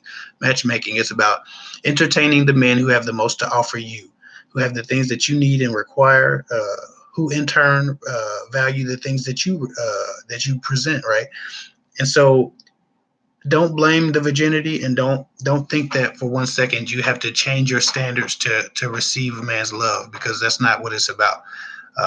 A guy will always, thank you, my wife sent me your question, Brandy. I'm about to answer it in a minute. A man will always give you exactly what you require or nothing. And if that's what you require, I'm sure it's attached to a few other morals, values, and standards. Don't blame yourself for being a virgin, because that you could be the whorish woman around and still be single. Trust me, a lot of the women that watch my videos have learned the hard way that that's not the way to receive a man's love. That you can't fuck your way into a man's heart. You just can't, especially a cold heart. Excuse my French, but you're still a virgin. You have plenty of time. That has nothing to do with the fact that you haven't found the one for you. And the only men who have disqualified themselves from the contention of your love are the ones who only wanted your sex to begin with.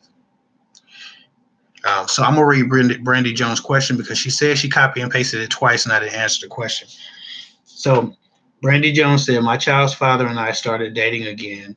If that makes any sense, it's been 4 months now. How do I start the uncomfortable conversation about making it official, or do I let it just be?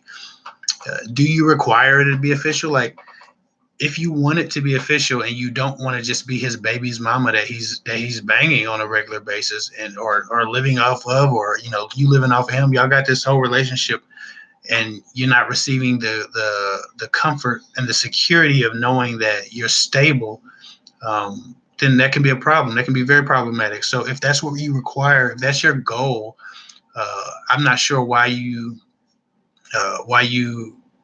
for some reason or another don't have a close enough relationship with your child's father, that you can't have that conversation with him. I would suggest that you again read the book called Difficult Conversations, and there are a plethora of books titled similar.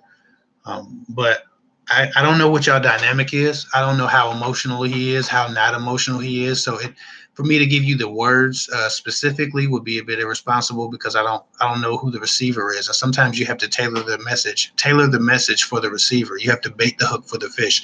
I don't know what it takes, what he responds to, if he's an analytical mind, if he's an assertive mind, if he's an expressive mind. I don't know what type of words he responds to.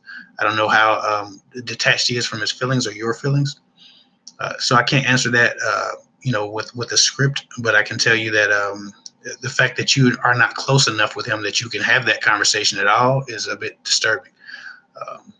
So maybe y'all should either slow down on the sex or try to find a way to build a bit more.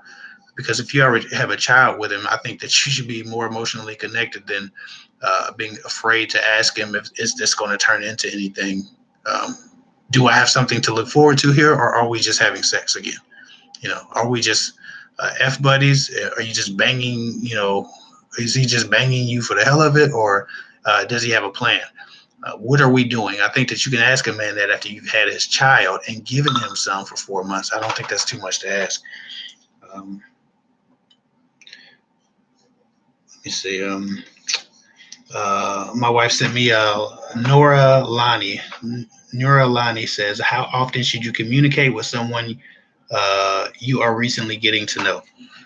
I guess that's a good question. It depends on how busy they are, what their schedule is, um, and what their social needs are. Uh, Again, when you're the woman, he's the man. You're still supposed to be being pursued to a degree, not in a way that he's going to be aggressive or assertive, but in the way that you can't trust a man when he is the prize. When men are the prize, they always do something stupid. They cannot be trusted as the prize. So you do not want to be chasing a man. What you want to do is reciprocate and reward his behavior with affections or positive reinforcements. Communication, great communication. So he's supposed to be calling you. He's supposed to be texting you. You're supposed to be calling him back. You're supposed to be texting him back. You're not supposed to be calling him and him texting you back. You're not supposed to, or calling him and him calling you back, texting him and him texting you back.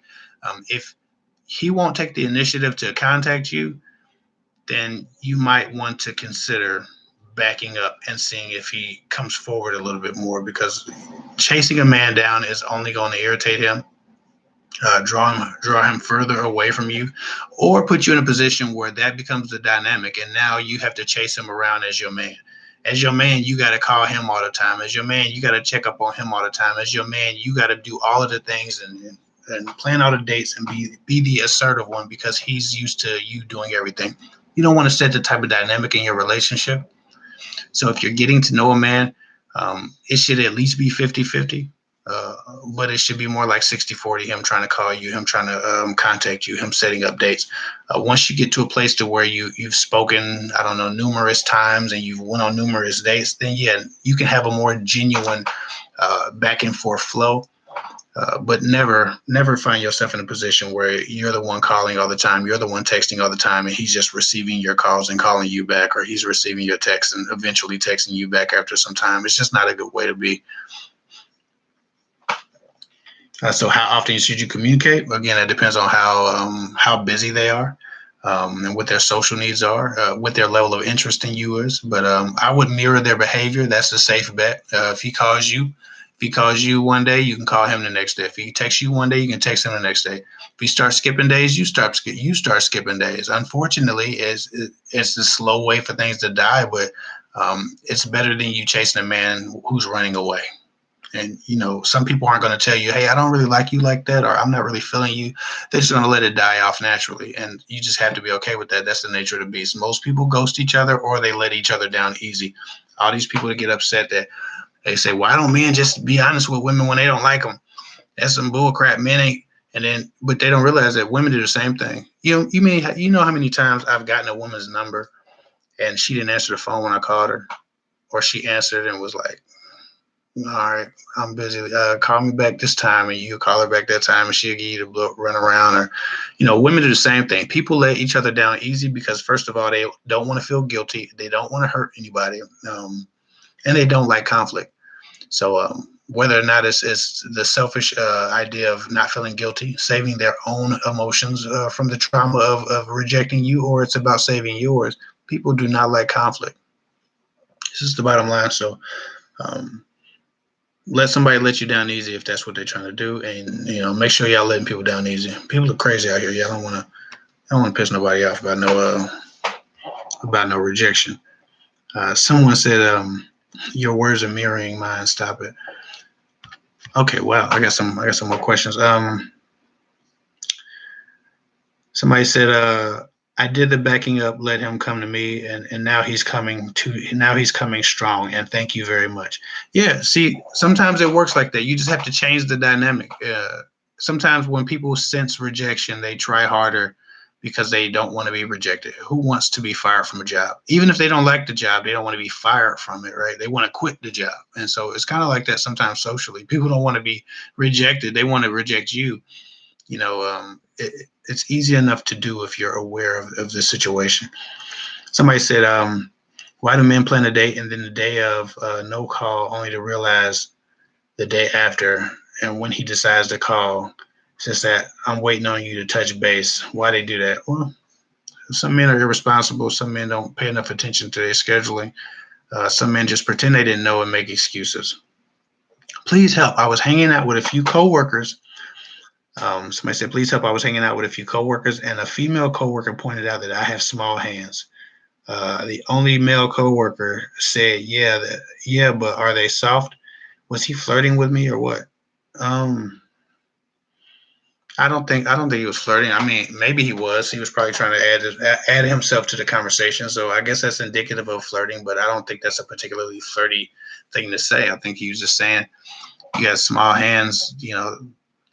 I don't know. Women have soft hands. I don't know. He could have been just awkward and trying to enter the conversation, and I had nothing to say. But I don't think that I would count that as flirting. It had to be a bit more direct for me to even give any merit to that. Why do I attract married men? You're probably fine, Annabella. That's how that happens. You're attempting, or it looks like you can keep a secret. So that's a thing too. If you look like you can keep a secret, or you have a lot to lose, a lot of times married men chase down a woman who has a lot to lose, because obviously they have a lot to lose. Let me see. Hold on, let me make sure I didn't get no more text messages.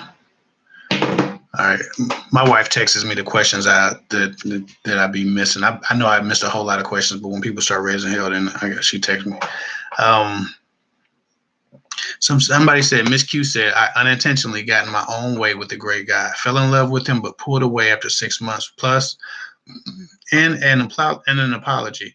We talk every day, night, go out. Do we still have a chance? If you're still talking to the guy every day and night, and he's still taking you out, then yeah, he probably has a chance. You probably still has a chance. You probably still have a chance, but the problem is now he doesn't trust that he has a chance. The thing is with confidence, and this, I guess I touch on this a little bit in my next video. I think my next video, don't quote me on this, but I think it's going to be about male insecurities. I'm gonna try to lighten it up.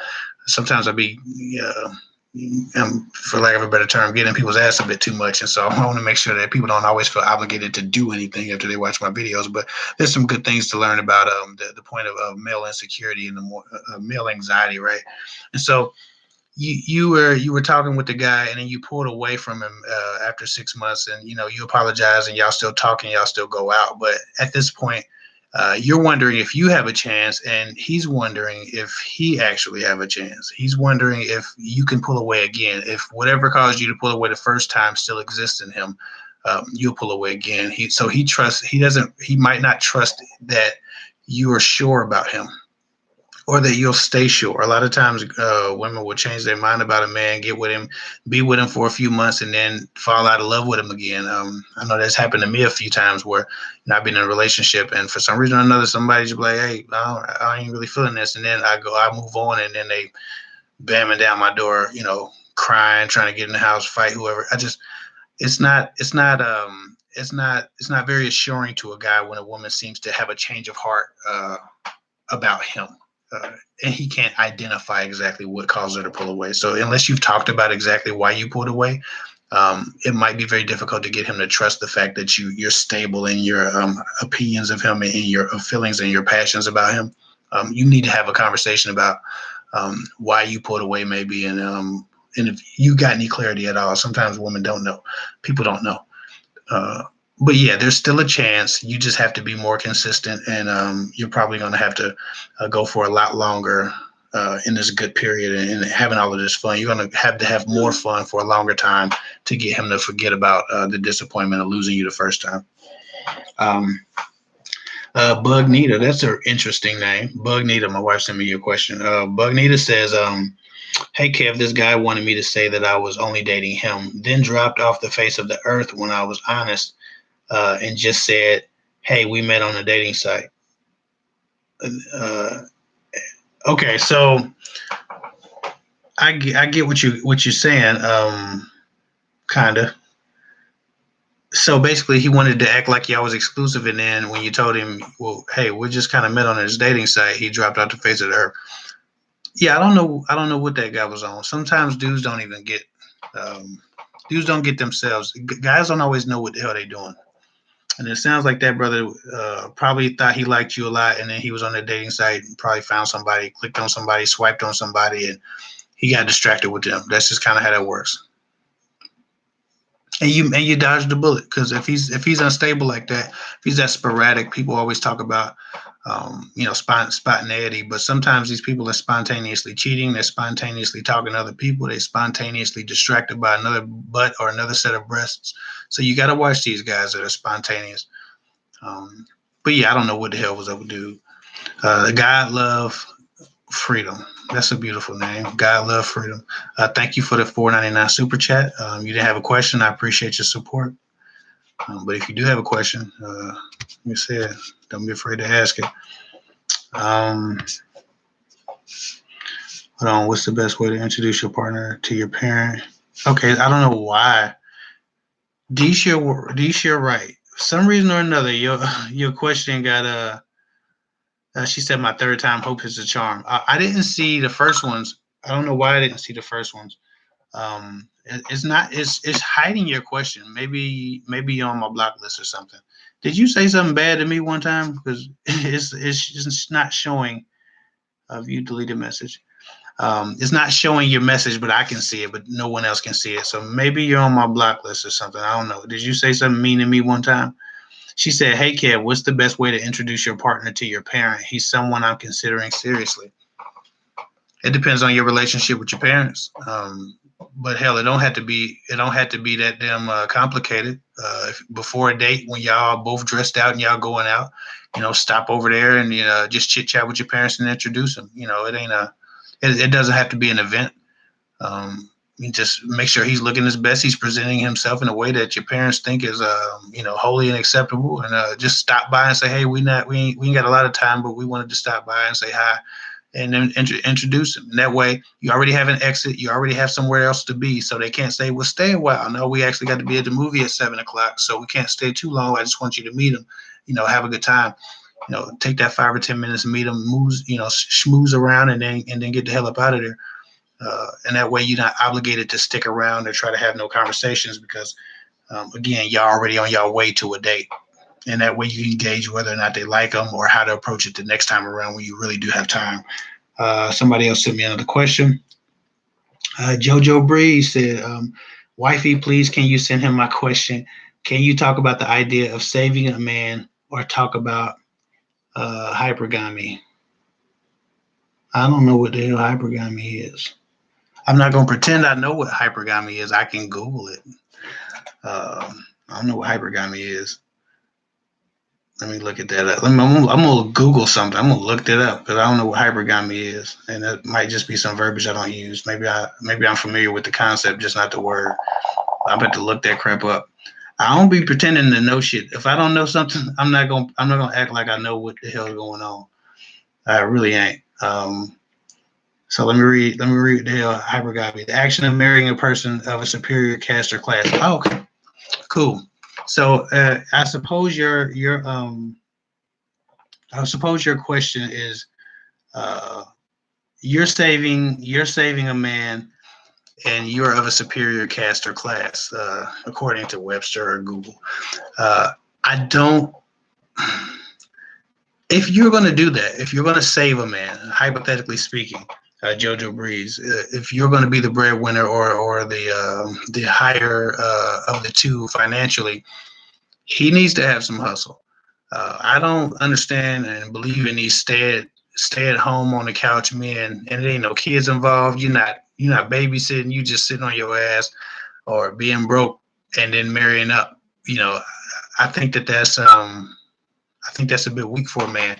Not to make less money, but to not put in. So if you got a situation where you're bringing a lot more to the table than a man is, bringing effort in, as long as he has a source of pride and a source of passion and a purpose in his life that he's moving toward, I don't have a problem with it at all. I just don't like when people just always joke about marrying Oprah. So they can sit at, like Dave Chappelle had a skit, he's married Oprah and he's sitting at home counting money, watching TV, smoking cigars. Hypothetically speaking, metaphorically speaking, I'm sorry, you don't want that type of situation. But if you got a man that's working hard, he's chasing his dreams, he's chasing his goals and aspirations, and by himself, and then you add your status, your wealth, your achievements, your finances to that in love, that's beautiful. But I would not mix resources into that man has committed himself to you on a very serious level. I would not mix resources until you've seen that that man has got the chops and the ability to get whatever it is that he's trying to accomplish on his own anyway, or he's very close to it. You can use your resources to help your man when you're in a stable relationship, but do not do that before a relationship is stable.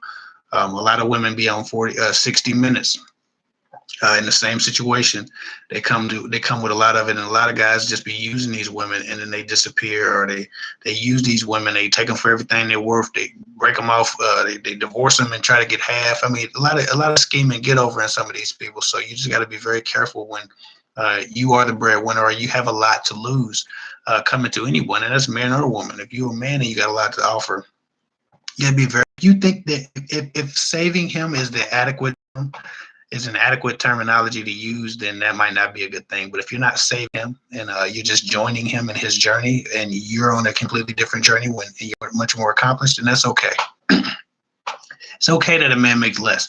It's not okay that a man hustles less or tries less. That's my whole point. Okay, Latifah John. Hey, so I'm 20 in college and I've never been in a relationship or had my first kiss.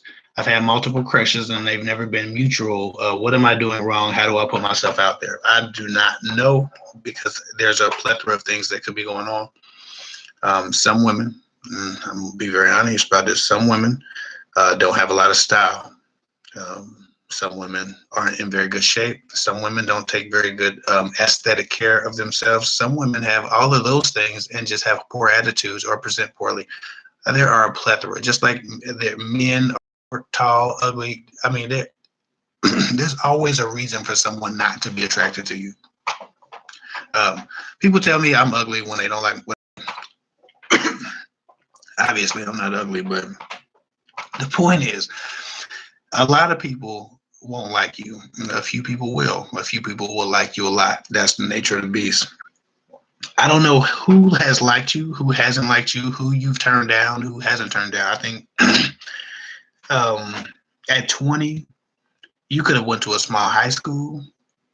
You could have went to the same high school too long and got way too familiar with the kids in your graduating class. You know, high school is such a fickle place to be. That doesn't mean a whole lot. You're 20 in college, there's a good chance that you can meet somebody now. So you just basically got to be positive, present your best self, keep yourself in shape. You is, it's I get it, but it's not the most obvious. Thank you. My wife gave me some water because I had something in my throat.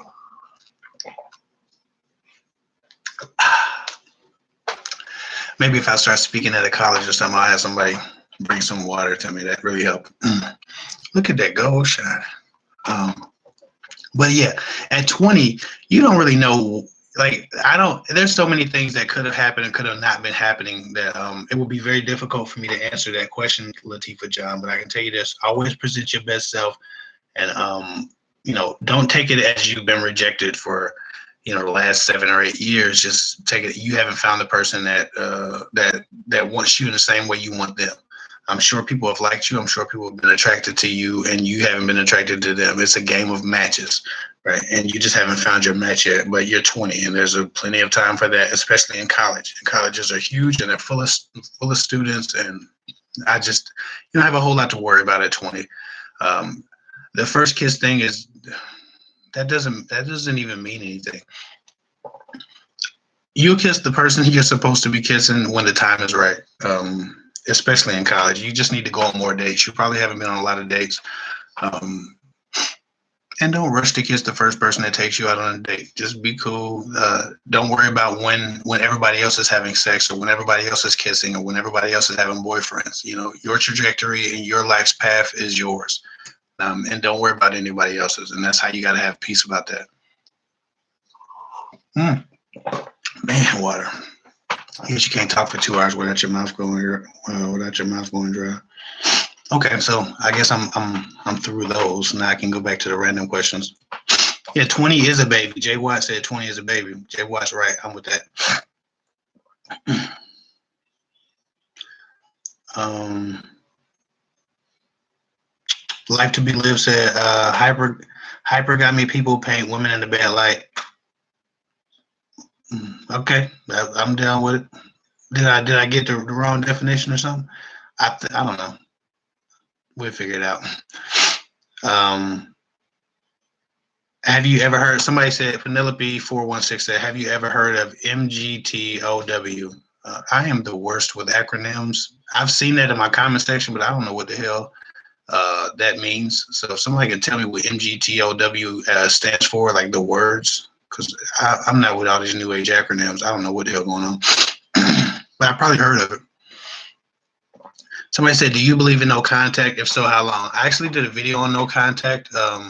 It's the video that said, are you tired of his? And then it has the pool emoji. You can scroll my videos for that if you want to know how I really feel about no contact. But I think no contact has a place, but no contact should definitely be the last resort. And you should actually be willing to walk away if your standards are met. Some people try to use no contact to get a guy to come back to them. And it shouldn't be used to get a guy to come back. It should be a last resort for a last chance for a guy that you've made peace with losing. And so I think that's the difference, and that's the distinguishment I will make with no contact, is that you have to really be ready to walk away for it to actually work. Let's see. Somebody said, I've been in a relationship with a guy for almost 2 years and found out that he doesn't remember my last name. What are your thoughts on that? I don't know. I mean, I remember a lot of people's last name that I work with, but sometimes you get out of the habit of remembering people's names, last names. But that's very odd that you wouldn't forget. You know your woman's last name. Did you never say it or something? I think that's really weird. But I don't think he's done anything to you. Latifah Johnson said you always know the right things to say. Thank you again. I appreciate you, Latifah. My pleasure. Yeah, I don't think he's like being an asshole because he didn't know your last name. I just think it's probably weird. You know, I don't know. That's just weird, but I don't think it's wrong. So many angry men, especially after 50. Yeah, I know a lot of angry men over 50. I think, but at 50, just to put things in perspective, like I probably dated, I think the most women I ever like took out on a date in like a year's time was, I don't know, 30 something, probably 40, right? I'd like went on that many dates, right, with that many people, just experiencing people. That was like 1 year of me just dating as much as you could date, right? As much as I could afford, because I only made like $6.50 an hour. At the time, I was like a bagger or dairy clerk or something at a grocery store years ago. But a lot of men are angry after 50 because they've been doing that for the majority of their adult lives in some capacity, paying for a woman's company to have it fall through. And for a plethora of reasons, a myriad of reasons. Sometimes they're the guys, they're ruining it. They're ruining these relationships themselves. But you got to imagine the amount of disappointment that a man has to have at 50 that you've taken out. If I've dated over 40 girls in my really short time dating, in comparison to a 50-year-old man who's still single. You got to understand, these men has probably dated hundreds of women. If a guy's active, a guy could date 100 women, 200 women over the span of this, turning 50 and nothing happens. Man, I'll be pissed too if I blew that many thousands of dollars on dates and I didn't have a woman at 50. This is devil's advocate there. Sometimes men have good reason to be pissed off, and they've experienced a good amount of trauma at the hands of women too. Man, women do some dirty shit to men sometimes, and you just got to be honest about that. And both sexes do wrong. It's a people thing. It's not a man or a woman thing. People are evil. Sometimes people are vindictive. People do horrible things. So that's just that. But Yeah, angry men after 50, that makes sense. I'd be upset too if I spent 25 years single, dating multiple women a week or a month just to have nothing at 50. I'd be mad as hell too. Um, if they still, I can't disagree with you. That's what's up. Let me see.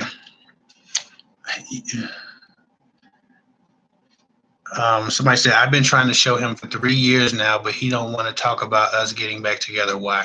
You've been trying for 3 years and he won't get back together with you. Then he don't want you. You got to move on. You got to invite another man into your heart because you're wasting your time. Bye, peeps. Lady G says bye. Hey, it's getting late. I get it, man. I ain't mad at y'all, but I'm a night owl. TNT said, when I'm out and about, I see some good looking guys. Should I approach them first or wait for them to approach me?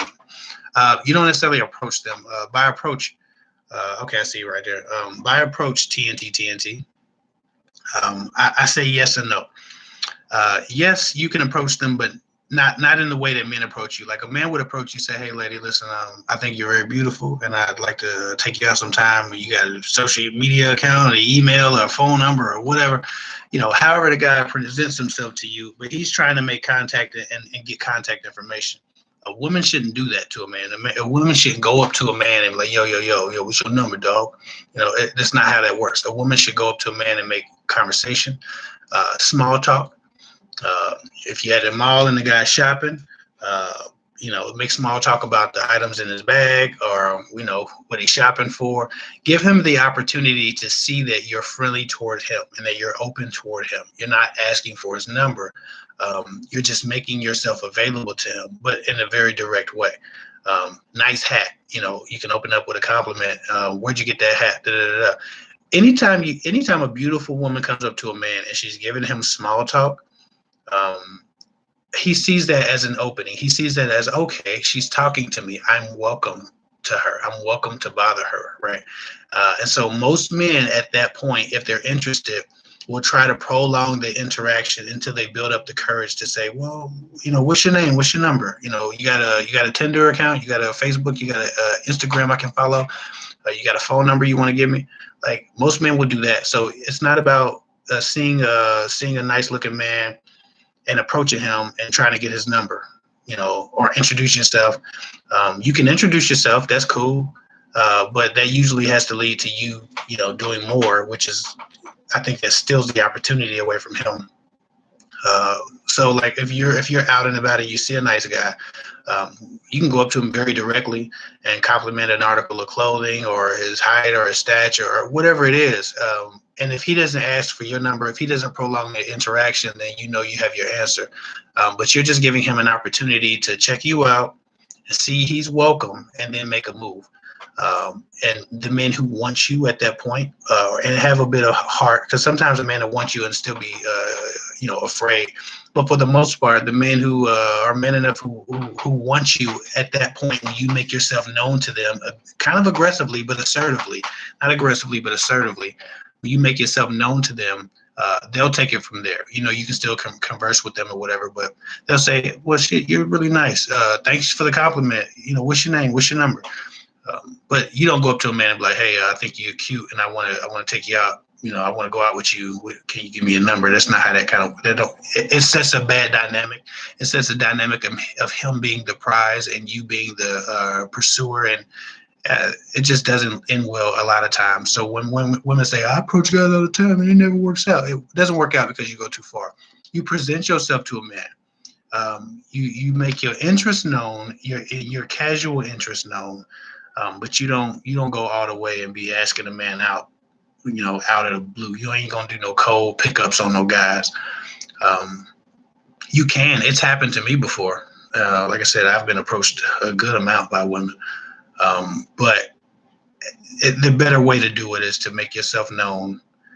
Go up to him, make small talk, be friendly, tell a joke or respond to something he says. Just insert yourself in the conversation or in an interaction, not even a conversation. And if he prolongs it, or if he tries to stretch it or elongate your interaction, then you know he's interested, and you just keep going there, and you let him linger in that moment until he has enough courage to say, hey, it's nice talking to you. I'd like to talk to you, some other time, maybe. You got a number? So that's kind of how that works. So yes and no. Yes, approach him, but don't like pounce on him. Just present yourself. Let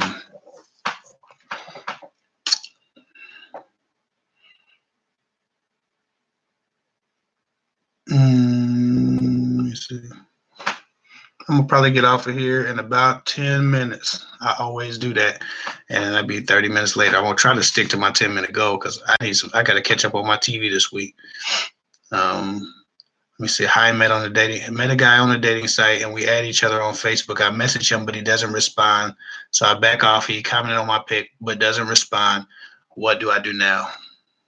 Shit, if he's not responsive and he's not making any effort or taking any initiative, shit, you let him sit right there. You move on until he figures out that he what he really wants.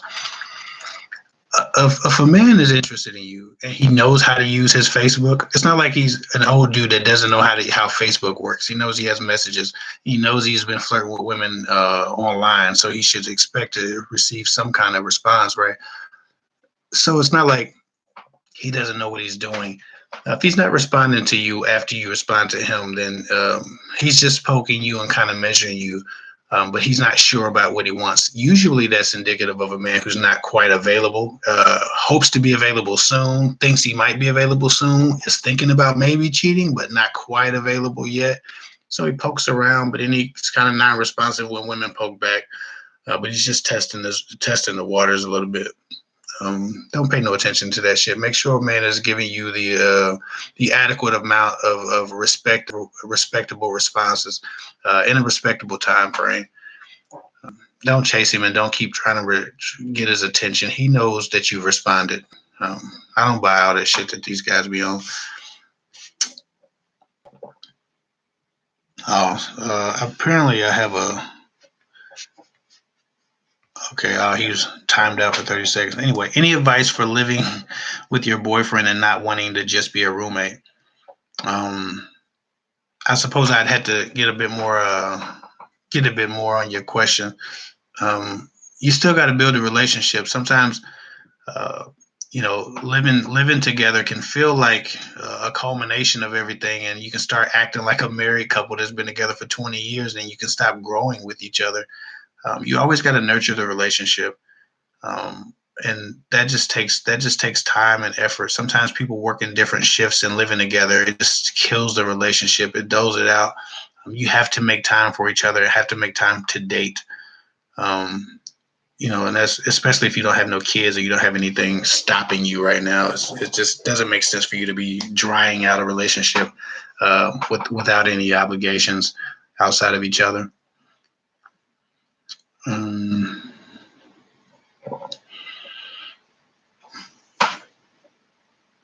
What time was that? All right. Let me see. I think I got 5 minutes left. Somebody said women need to join Joe. Hey man, that was up. Simone, he's probably just scoping the different options he has. Absolutely.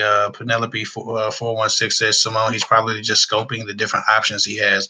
That's absolutely true. Men always just kind of poke around and see what they can get to hit back. A lot of times he'll get a girl. If you write 10 girls on Facebook and 3 of them respond, you gonna spend your time on the 2 that you're more attracted to. That's just kind of how that works. But no one owes anybody anything when they're just flirting around. So it's not like you've been betrayed. You just let him sit there until his interest is enough for him to actually pick his effort up. Relationships sound hard. Ruby Loomis said, it's my birthday and my friend for 4 years is sick again. What do you think? First of all, happy birthday, Ruby. Happy birthday, Ruby. My friend of 4 years is sick again. What do you think? I don't know. Maybe your friend is sick. It's that season. It's the season to be sick. Millie Mills says, Kev, answer my question, please.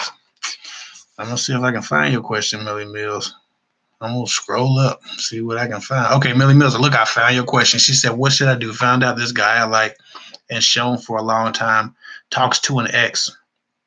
Um, Shaking my head. Should I bring it up to him, to his attention, or just cut him off? I'm confused and upset. Just found out this guy I like and known for a long time talks to an ex. Well, you say you like him and you've known him for a long time. You didn't say you were talking to each other. You didn't say you were obligated to each other. You were committed, or you were even exclusive to each other. So I don't know. If you were committed or exclusive to each other and he's talking to his ex, then that can be problematic. Obviously, I get that, but um, he doesn't owe you anything if he's just a guy you like. So that's the dilemma I have in answering this question, is that I don't know what you mean by oh, he's not an ex friend. Oh, so wait, excuse me, disregard. You say he's dating, he's talking to an ex friend. Should have bring it up. Um, you should bring it up to your ex friend. Oh, no, for a long time talks to an ex friend. I don't. That's messy. So what you're saying is, excuse me, y'all, I'm sleepy. She said, the guy you like is talking to an ex friend. So your friend, your old friend that you're not friends with anymore, is also talking to the same dude. Um, but you didn't say you were talking to him. So again, it's my original idea is that he doesn't owe you anything until you've established some kind of exclusivity with him. So I'm not sure if it's something you should bring up until you figure out what y'all doing and where you stand with him. You should figure out what y'all supposed to be doing, and then if he says, "Well, we're talking," we say, "Well, this is a problem because I know that you're talking to this, and so what is that?" And that's how you bring that up. But until you know what you are, and until y'all have something established, no one owes each other. No one owes anybody anything. So that's the only dilemma, is that if you're not in a relationship and you're not exclusive, no one really owes you an explanation, and he can feel free to talk to as many of your enemies as he can. Uh, you don't owe each other anything. Um, so yeah, that's that. Um, Two more questions, and I got to get up off of here. While we was talking and he wanted to date me, he's talking to an ex-friend of mine. Well, if he's wanting to date you and y'all were past the point of you just liking him, Millie Mills, thank you for clarifying. If y'all were talking and he's trying to date you and you know he's talking to another woman, then yeah, you got to bring that up. Yeah, we can't date if you're dating around. Doesn't matter if she's my enemy or my friend or somebody I love or adore. You can't talk to multiple women if that's the standard. So make sure that's clear, and don't move forward until you're sure that that's dealt with.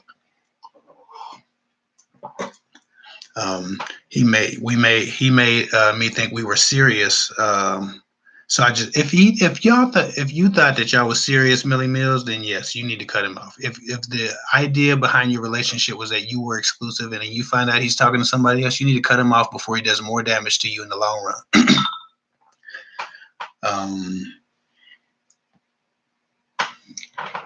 Sylvia Daniels. I think Sylvia Daniels will be my last question. Yeah, Sylvia Daniels will be my last question. If I missed your question, I'm so sorry. I apologize. She said, in the beginning stage of knowing this guy, he is a singer and he tells me he's in the studio on the road and doesn't text me sometimes for days. How can I tell how he feels? I suppose you need to wait till he gets some space where he's off and he's not on the road. It's very difficult to measure the heart of a busy person, like a truly busy person. So Sylvia Daniels, you're going to have to actually have a bit more patience than the average woman because your situation is a bit more a bit more unique. The fact that he actually isn't as available. He's in the rehearsals. He's in the studio. You said he's in the studio or on the road. And by the road, you mean is he on tour or is he just driving? Even so, I've never known a guy who was so busy that he couldn't say hi to the woman he cared about. Even if it was just a text message, "Hey, I'm thinking about you. I really want to talk to you, but I can't. I got rehearsal. But I'll get with you soon." Like, if a man's not texting you for days on end, then the feelings aren't as mutual. He might have some interest. He might have some like, but he definitely doesn't feel for you what you feel for him. Because I'm not sure if anybody's that busy. Because he has to take a shit. He has to eat. He has to sit down at some point, and in those moments, he might. If he liked you, he'd be excited for those moments because he could just send you a text message and say, "Hey, I'm thinking about you. I can't wait till I get to talk to you when I'm not so busy." So uh, you gauge how he feels by how much of his free time and busy time he allots to you, even if it's just touching base with you. A man who likes you, a man who wants you, is going to be touching base with you. He's not going to be abandoning you for days on end, under the guise of being busy. Uh, and that's if he's truly busy. I know people that are very busy that still take the last 5 minutes before they lay down and call the person that they missed all day and were thinking about all day. If he's not thinking about you and he's not texting you good night, or calling you good night, and just trying to get that 2 minutes before he goes to sleep. Listen, I gotta go to sleep, but I just wanted to hear your voice. Like, that's basic stuff. So you know how he feels because he's been a bit neglective, and unfortunately, that's not in your favor at the moment. But maybe that can change. I don't think it has to be set in stone. It can definitely change. And so for your sake, I hope it does. I'm gonna try to get a video up Sunday afternoon. It'll probably be about male insecurities. I wanted to touch base on some of that stuff. But I appreciate everybody who's been with me. I'm sorry that I didn't get to everybody's questions. I know I missed a whole lot of questions, but I give very long answers, and I just want to be thorough with people that I do talk to. Like I said, for anybody who didn't get a question, sometimes super chat is an easier way to get a question answered. But I'm not. Again, I'm answering everybody's questions for free. But if you have to get a question answered, super chat or a paid email is probably the easiest way to get to me. Again, you can email me at kevhick. You can email me at www.girltalkwithguys.com, and you go to the services tab and click on talk to Kevhick or email Kevhick, or email advice. And that's a way that you can guarantee an email response from me. And if you want to talk to me on the phone, you can also schedule phone consultations there too for 1 hour. Like my page on Facebook, I'll start uploading more stuff on my Facebook page. It's usually just YouTube cuts, and it'll be used for sweepstakes and things of that nature. I'll start doing more giveaways for people who share my content. But anyway, yeah, thanks for joining me. I appreciate everybody for standing up with me. Y'all have a wonderful night. I'm going to catch up on my TV now and hang out with my wife. Y'all be cool. Good night. Now I'm going to try to end this live stream. I think you got to hit it